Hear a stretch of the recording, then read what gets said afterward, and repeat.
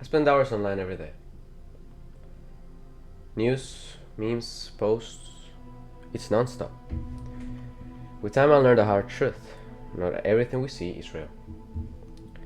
In 2024, the News Literacy Project found that while 94% of teens think media literacy should be taught in schools, only 39% receive it. A major gap in preparing students for the digital world. But what is the overall spectrum, and how should we react to it? Consequently, in an age of information overload, the truth is harder to find than ever. Now, the editor of the Media Education Lab, Dr. Hobbs, speaks about his personal perspective. Most students lack the critical thinking skills to distinguish news from propaganda, or opinion from fact. Media literacy education is essential in a digital age. From fake headlines to deep fakes, misinformation travels faster than the truth. For instance, a 2016 Stanford study analyzed by Sam Weinberg found that 82% of middle schoolers couldn't tell the difference between a sponsored article and a real news story. Sometimes I see something and think, whoa, that's crazy. But then I realize it's not even true. But it's already been shared like 50,000 times.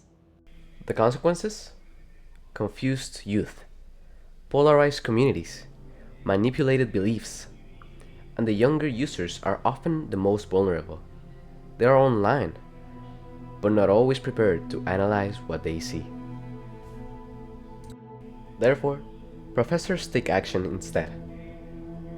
We don't just read headlines, we verify, compare, and ask, who benefits if we believe this? I teach my students how to spot bias, fast-check sources, and recognize emotional manipulation. Media literacy needs to be taught, just like math or science. Without it, students are at the mercy of whatever comes across their screens. Now, schools that invest in media literacy programs report better civic reasoning, less polarization, and more informed students. But not every district has the same time or affordability to make it happen.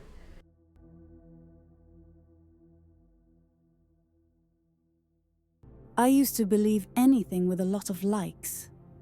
Now I pause.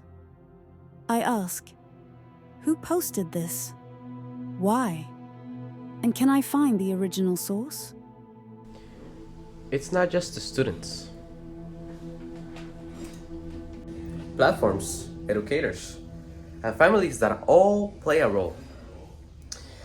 But it starts with awareness and a willingness to question what we think we know. The National Association of Media Literacy Education conducted a survey in 2024 involving over 300 educators across the United States. Findings indicate that while media literacy is gaining recognition, challenges such as competing curricular demands and insufficient funding hinder its widespread implementation. We are growing up in the most connected generation in history and the most misinformed. If we want to change that, we need to teach the truth. We need media literacy in every classroom, not just for students, but for all of us. Because in a world full of noise, the ability to think clearly is the most powerful tool